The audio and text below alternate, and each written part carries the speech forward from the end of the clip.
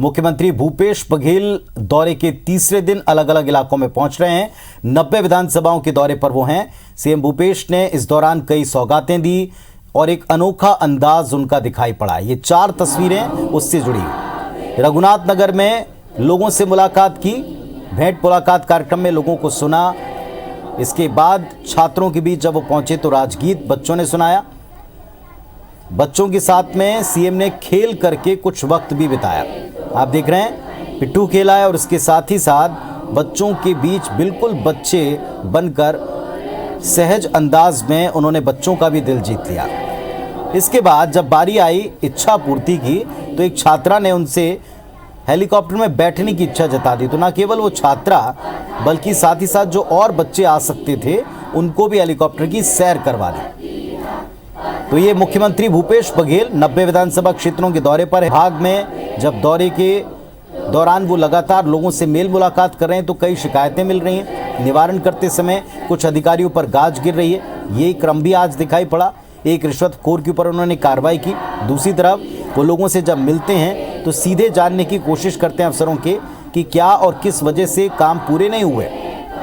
और आज का ज़्यादातर वक्त जो है वो बच्चों के बीच, एक तरफ बच्चों ने राजगीत सुनाया जो दिल जीतता नजर आया सीएम का, और दूसरे बच्चों के बीच में पहुंचकर पिट्ठू खेल करके वो भी एक बचपन का लुत्फ उठाते नजर आए। कंचे हों पिट्ठू हों, बच्चों के बीच जाकर उन्होंने खेला है। और इसके बाद में जो चौथी तस्वीर आप देख रहे हैं, ये कुछ बच्चे हेलीकॉप्टर की सैर करना चाहते थे।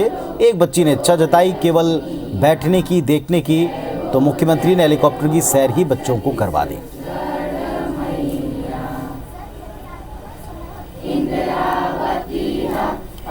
और बलरामपुर, जहां ये जो हम आपको तस्वीरें दिखा रहे हैं, वहां हमारे सहयोगी राजेश मिश्रा इस वक्त जुड़े हैं। राजेश जी, आज बहुत ही सुखद तस्वीरें भी मिली हैं और कुछ एक्शन की जानकारियां भी आई। बताएं अब तक का अपडेट। मंच के बाईं ओर अपना स्थान ग्रहण कर लेंगे। देखिए पुनीत, मैं बताऊं कि इस पूरे जो 90 विधानसभा के दौरे पर मुख्यमंत्री भूपेश बघेल निकले हैं उनमें उनका अलग अलग रूप दिखाई दे रहा है। एक कभी वो एक अभिभावक की तरह लोगों से पूछते हैं कहीं कोई तकलीफ तो नहीं है, अगर कोई तकलीफ होती है तो उसका तत्काल समाधान करते हैं।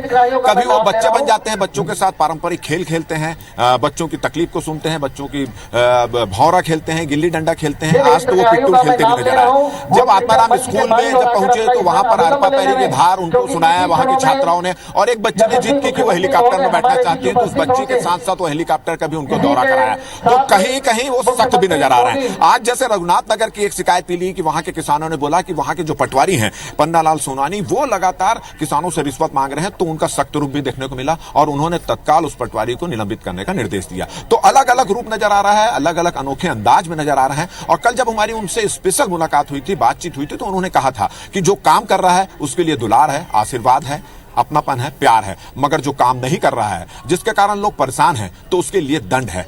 और ये पूरे दौरे में ये चीज देखने को मिल रही है। अभी हम प्रतापपुर विधानसभा के केरता गांव में खड़े हैं। कुछ देर बाद ही मुख्यमंत्री यहां पर पहुंचने वाले हैं। आप देख रहे हैं कि काफी संख्या में लोग, आसपास के गांव के लोग यहां पर पहुंच चुके हैं, अपनी अपनी समस्याओं को लेकर पहुंच चुके हैं, बच्चों के साथ आए हैं। सबके हाथ में एक एक आवेदन भी देख रहे होंगे पुनीत। वो आवेदन इस उम्मीद में लाए हैं कि वो अपने प्रदेश के मुखिया के पास जाएंगे, अपनी समस्याएं रखेंगे, उनकी समस्याएं दूर होगी। तो इस उम्मीद के साथ यहां पर आ रहे हैं। और अब तक जितने भी दौरे मुख्यमंत्री ने किए हैं, जहां जहां भी गए हैं, तो ज्यादातर लोग उनके इससे संतुष्ट भी नजर आए, क्योंकि तत्काल वो समस्याएं सुन भी रहे हैं। अगर उनको लगता है कि उनकी मांगे वाजिब नहीं है तो उनको समझाइश भी देते हैं, और वाजिब लगती है तो तत्काल उनकी मांगों को पूरी भी करते हैं। हमारे साथ कुछ लड़कियां यहाँ पर मौजूद है, बहुत देर से कुछ लिख पढ़ रही हैं, उनसे बात करने की कोशिश करते हैं। आप लोग बहुत कुछ लिख पढ़ रहे हैं, मुख्यमंत्री यहाँ पर आने वाले हैं, क्या मांगोगे मुख्यमंत्री से?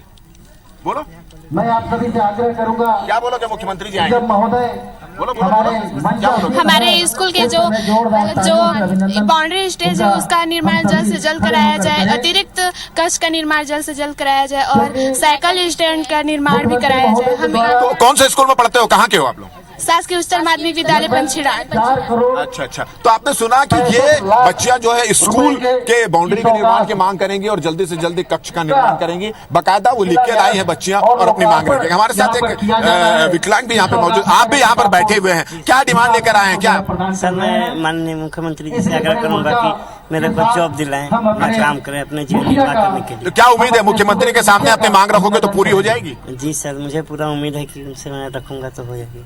अच्छा, देखिए इस उम्मीद से आए हैं यहाँ पर, 1-1.5 घंटा हो गया वो बैठे हुए यहाँ पर, और इस उम्मीद से आए हैं कि वो नौकरी की जो डिमांड रखेंगे उस पर अमल यहाँ पर किया जाएगा। आप भी यहाँ पर पहुंचे हैं, किस मांग को लेकर आए? श्रम विभाग से चेक लेने में आया हूँ। श्रम विभाग से मैं चेक लेने आया हूँ, मेरा बेटी को चेक मिलेगा। आप भी बहुत देर से यहाँ पर बैठी हुई है, क्या क्यों आई है यहाँ पर और क्या डिमांड है आप? श्रम विभाग से फॉर्म भरे थे, वो वाला चेक मिलने वाला है। अच्छा, तो आपने सुना कि हर व्यक्ति की अपनी अलग अलग डिमांड है और उस उम्मीद के साथ यहाँ पर आए हैं वो।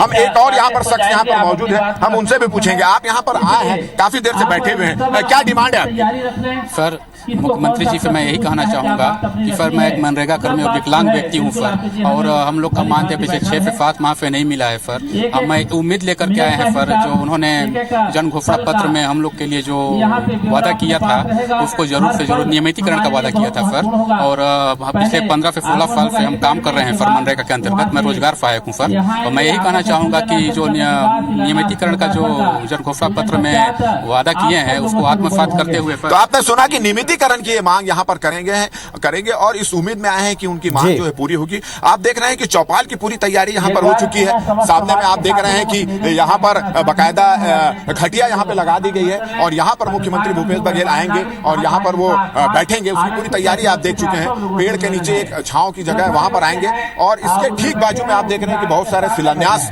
का पत्थर भी यहाँ लगा हुआ है। कुछ जगह शिलान्यास, इतनी सारी जगहों का शिलान्यास करेंगे, कुछ जगह लोकार्पण भी करेंगे और बाकायदा विधिवत पूजा पाठ करके शिलान्यास और लोकार्पण यहाँ पर किया जाएगा। तो इंतजार इस बात का हो रहा है कि मुख्यमंत्री भूपेश बघेल यहाँ पहुंचे। जहां पर हम यहाँ पर खड़े हैं उसके ठीक पीछे हेलीपैड यहाँ पर बनाया गया है। कुछ देर बाद ही वो हेलीपैड में आएंगे और उसके बाद शक्कर कारखाना जाएंगे, शक्कर कारखाने का वो अवलोकन करेंगे, फिर यहाँ पर पहुंचेंगे। चलिए, तो जैसा हमारे सहयोगी राजेश मिश्रा जी हमको दिखा रहे हैं कि वहाँ चौपाल की पूरी तैयारी हो गई है। कोई उनको अपने स्कूल की समस्या बताने वाला तो कोई हितग्राही के तौर पर चेक लेने के लिए पहुंच चुका है और कुछ ही देर बाद यहाँ चौपाल शुरू होगी। कुछ कार्यक्रम और कुछ सौगातें इलाके को मिलने वाली हैं। बहुत शुक्रिया आपका राजेश जी इस पूरे अपडेट के लिए।